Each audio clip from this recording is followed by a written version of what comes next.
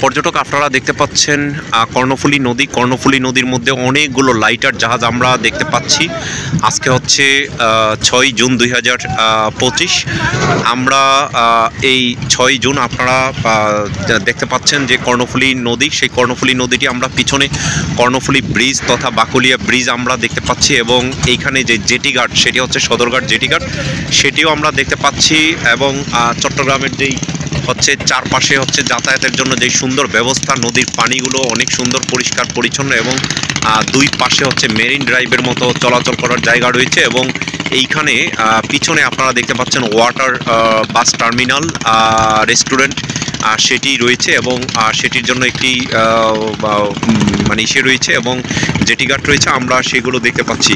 তো আপনারা যারা হচ্ছে এই আমাদের ব্লগ দেখে থাকেন, আপনারা দেখতে পাচ্ছেন যেটি এই ঘাট থেকে হচ্ছে জেটি ঘাট বা অথবা নেভি ঘাট অথবা হচ্ছে সদরঘাট ঘাট বলে থাকে অথবা ঘাট বলে থাকে হচ্ছে এই ঘাটে হচ্ছে এই বারোয়ালিয়া এক্সপ্রেস এবং হচ্ছে বারোয়ালিয়া জাহাজ এবং হচ্ছে কর্ণফুলী এক্সপ্রেস এই জাহাজগুলো হচ্ছে যাতায়াত করে। তো আমরা কর্ণফুলী নদীর মধ্যে হচ্ছে এইগুলো দেখাচ্ছি আপনাদেরকে।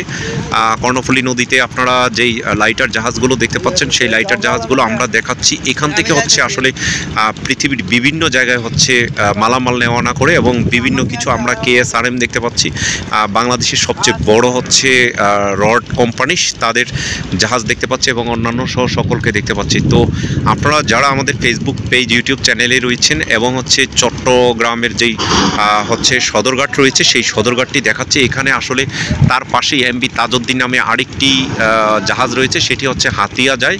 এই কর্ণফুলী এক্সপ্রেস বারোয়ালিয়া জাহাজ এরাও হচ্ছে হাতিয়া ধরে হচ্ছে মনপুরা, ঢালচর এবং চট্টগ্রাম সহ হচ্ছে ঢালচর, লালমোহন, তজুমুদ্দিন সেখানে যাতায়াত করে।